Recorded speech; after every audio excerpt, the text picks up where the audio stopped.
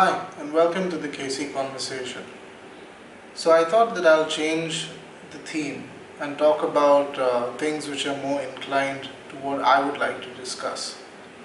So the following text is supported with citations and references from credible international news sources. So the ruling party in India and its ideology governs 18 states. India has 29 states and 7 union territories. A lot of good has come out of the ruling government, like the launch of the Clean India Mission in 2014, which resulted in 28 billion US dollars being invested into the construction of about 11 million toilets across 4,041 cities and towns in all of India. In addition to this, program also helped clean up the streets and upgrade the infrastructure of various cities and towns, along with rural areas as well. India has risen to being viewed as a global superpower in terms of trade and regional influence.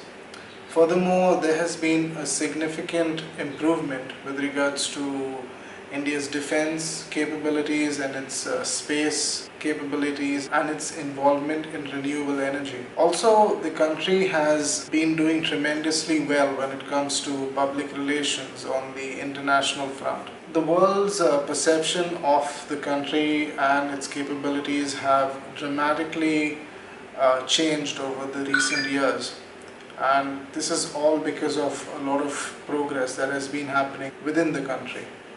Now let's talk about some of the shortcomings of what's going on, and let's look at it constructively. So the first thing that I'll talk about is on a socio-political front, and this is with regards to the introduction of Vedic mathematics and Vedic astrology into official college curriculum.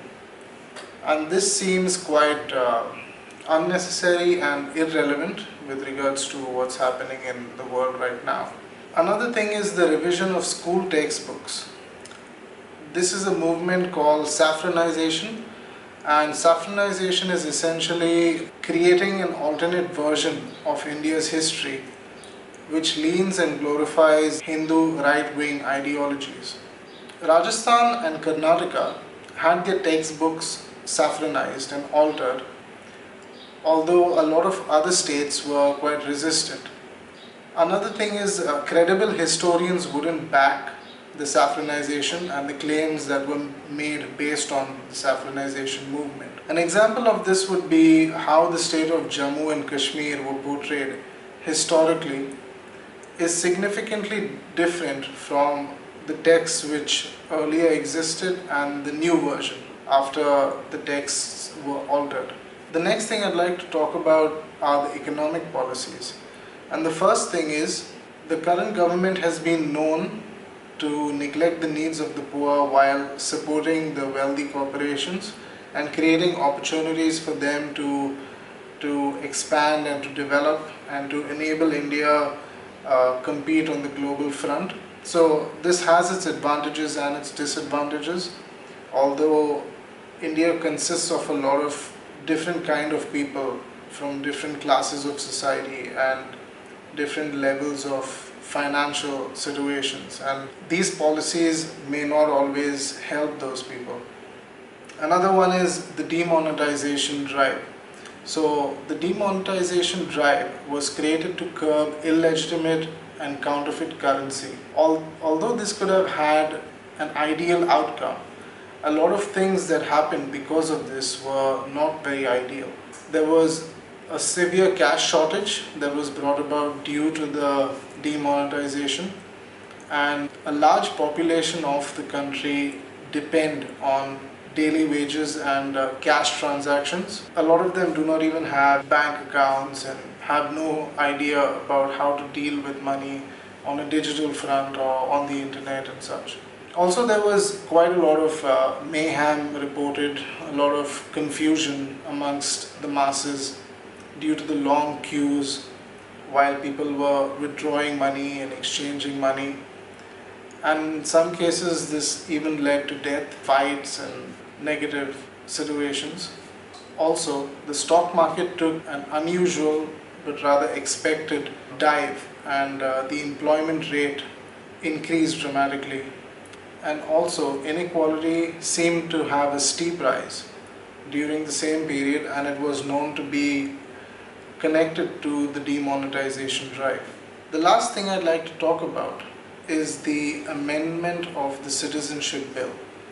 The Citizenship Bill essentially undermines the secularism that is guaranteed by the Indian Constitution. The bill allows members of certain sects to be imprisoned and deported if they cannot prove their citizenship through official national identification documents, which date back all the way to 1971. Now, considering that a large population of India do not have necessary documents, and a fair amount of them are uneducated, they cannot even read and write. So asking them to provide national documents at this stage, where they could be on the brink of being deported and imprisoned, is a bit drastic and extreme. And it would cause a lot of desperation and unfortunate circumstances for a lot of people. They would have to get out of the country, they would have to seek refuge in other countries. This is uncomfortable and it's, I think, unnecessary. So as a citizen, it is natural to have thoughts and opinions on the state of affairs of your country. And therefore, I would like to state very strongly that this is a non-critical opinion piece, and these are my own views, and all these views are based on the information provided by international media sources, and there are citations and references for everything that I've spoken about. So I shall conclude my video here. You all can leave comments if you all would like to, and thank you for listening to the KC Conversation, and have a good day.